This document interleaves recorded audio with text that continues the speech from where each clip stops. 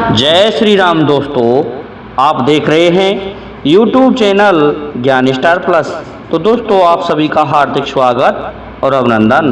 दोस्तों, आज हमने आपके लिए कमेंट चुना है श्रीमान तनु एंड पार्टी का, और ये लिखते हैं, लगातार घुस गई करनी है तो कर ले, नहीं तो मैं चली।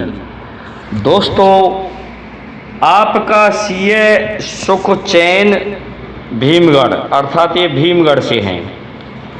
तो दोस्तों, इनकी इस पहेली का उत्तर जब तक मैं खोजता हूँ, कोशिश करूँगा इसे लगाने का, अर्थ बताने का, तब तक आप सभी से मेरा निवेदन है कि जिन भाइयों ने अभी तक हमारे चैनल को सब्सक्राइब नहीं किया है तो बे भाई हमारे चैनल को सब्सक्राइब जरूर कर दें, साथ ही बेल आइकन को भी प्रेस कर दें, जिससे कि आने वाले वीडियो का नोटिफिकेशन आपको मिलता रहे। दोस्तों, आते हैं मूल कथा वस्तु पर कि दोस्तों, आप सभी को विदित है ये प्रसंग रामायण से ही है।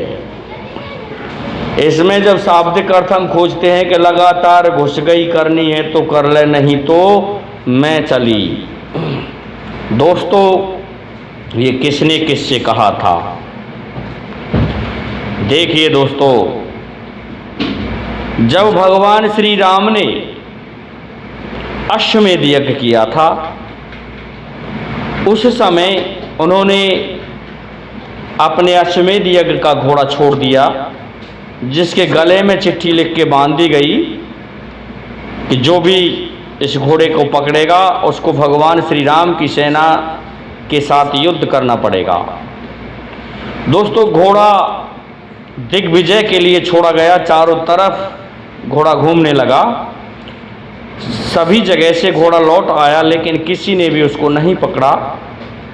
इसके पश्चात घोड़ा वाल्मीकि आश्रम में, भगवान श्री राम की सीमा में ही रहते थे वाल्मीकि जी, वहाँ पहुँच जाता है और लवकुश सुंदर घोड़े को देखते हैं, पकड़ लेते हैं दोनों भाई और क्या कहते हैं, कितना सुंदर घोड़ा है। बांध लिया पकड़ के, तब तक सैनिक आ पहुंचते हैं और कहते हैं, ए बच्चों, इस घोड़े को छोड़ दो, नहीं तो मारे जाओगे। कहने लगे, हम ये घोड़ा नहीं छोड़ सकते, देखिए आगे खड़ा है, देखो हंसों का जोड़ा, हम नहीं देंगे तुमको वापस ये घोड़ा। इस प्रकार से लवकुश दोनों भाइयों ने कह दिया। दोनों की जोड़ी हंस के समान जच रही थी। तो दोस्तों, सैनिकों ने कहा, नहीं छोड़ोगे कि नहीं छोड़ेंगे, तो युद्ध के लिए तैयार हो जाओ। कि हाँ, हम युद्ध के लिए तैयार हैं।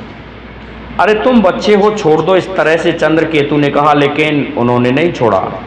वह भयानक युद्ध होता है और उस युद्ध में भगवान श्री राम की सेना को लवकुश दोनों भाई बाण मार मार करके अचेत कर देते हैं।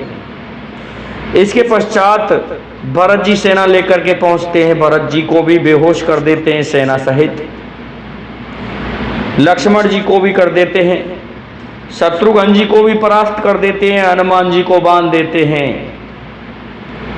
और कहते हैं कि इस बानर को हम माता के सामने ले चलेंगे तो कहेंगे हम बंदर पकड़ के लाए हैं। ये समाचार जब अयोध्या पहुंचा कि दो बालकों ने ही संपूर्ण सेना को बेहोश कर दिया है, हरा दिया है, समस्त योद्धाओं को, हनुमान जी को बंदी बना लिया है, तो भगवान श्री राम स्वयं वहां जाते हैं और कहते हैं कि बच्चों, ये घोड़ा छोड़ दो। भगवान श्री राम से बालक कहते हैं कि हमें अन्य किसी से बात नहीं करनी, हमें अयोध्या के राजा श्री राम से बात करनी है। कहने लगे, अरे बच्चों, तुम्हें इस घोड़े से क्या मतलब, इसको छोड़ दो। तो भगवान राम और लवकुश में युद्ध होने वाला ही था कि तब तक ऋषि वाल्मीकि जी आ जाते हैं और कहते हैं, राम, ये आपके ही बच्चे हैं, ये आपको शोभा नहीं देता और ये नादान बच्चे हैं, इनके मुंह ना लगे। बच्चों ने कहा कि गुरुवर, ये क्या बात, कि हाँ, ये राजा हैं, हम इन्हीं के यहाँ रह रहे हैं, इनके राज्य में रह रहे हैं, इसलिए हम राजा का अपमान नहीं कर सकते, इनका घोड़ा दे दो। तो घोड़ा दे दिया जाता है, सेना को वापस अचेत कर दिया जाता है। भगवान श्री राम अयोध्या में आ जाते हैं और जब यज्ञ प्रारंभ होता है उससे पहले माँ सीता को लेकर के वाल्मीकि जी और दोनों भाई लव और कुश भगवान श्री राम की सभा में पहुंच जाते हैं।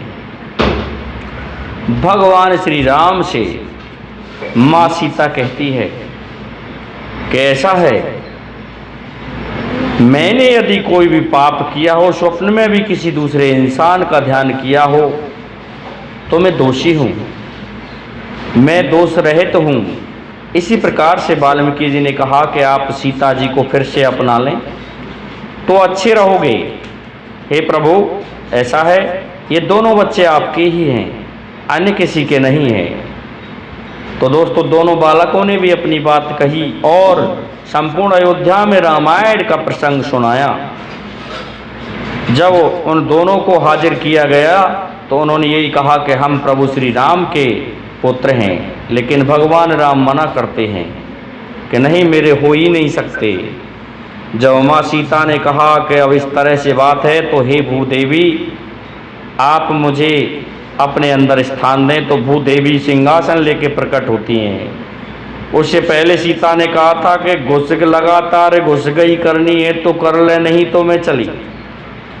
अर्थात ऐसा है, पहले जैसे संबंध बनाना चाहते हो, अर्थात मुझे यहाँ आपके यहाँ राज्य में रखना चाहते हैं, पत्नी रूप में स्वीकार करते हैं तो ठीक है, नहीं तो अब मैं जा रही हूँ। दोस्तों, ऐसा कहकर के माँ सीता माता भूदेवी के सिंहासन पर आरूढ़ हो जाती हैं और पृथ्वी में समा जाती हैं। पृथ्वी जैसे ही माता सीता ने रामचरितमानस में कहा है कि जब सीता ने गिरा उचारी और बिदरी धरण शब्द भयो भारी, एक साथ विस्फोट के साथ में पृथ्वी फटी थी और भूदेवी सिंहासन लेकर के उपस्थित हुई थी, जिस पर माँ सीता विराजमान हो गई और चली जाती हैं फिर भूदेवी में ही, अर्थात माँ सीता पृथ्वी में से ही उत्पन्न हुई, पृथ्वी में ही चली गई। जब भगवान राम ने देखा तो भाग करके भगवान राम पकड़ने लगते हैं माँ सीता को, तब तक वह जगह पहली जैसी बराबर हो गई, समतल हो गई। भगवान राम देखते रह जाते हैं, दोनों राम लक्ष्मणों को अपने गले से लगाते हैं, दोनों पुत्रों को गले से लगाते हैं, लव और कुश को, और कहते हैं कि ये विधाता की करनी थी। फिर अंत में कहते हैं कि हे देवी, आप हमारी सीता को वापस दे दें, नहीं तो मैं तुम्हें अभी बाण मार मार करके रसातल में पहुंचा दूंगा। फिर भगवान श्री राम को समझाया गया और इस प्रकार से इस पहेली का उत्तर यहाँ लगता है कि लगातार घुस गई करनी हो तो कर ले, नहीं तो मैं चली। आपका सिए सुख चैन, अर्थात सीता माता का जो सुख जो मिलता था सीता माता से, वह अद्वितीय था। तो दोस्तों, आज के लिए इतना ही काफ़ी है। जय हिंद, जय भारत, जय जय श्री राधे, जय जय श्री राम। आपसे निवेदन है हमारे इस वीडियो को लाइक, शेयर और सब्सक्राइब करें, साथ ही बेल आइकन को भी प्रेस कर दें, जिससे कि आने वाले वीडियो का नोटिफिकेशन आपको मिलता रहे।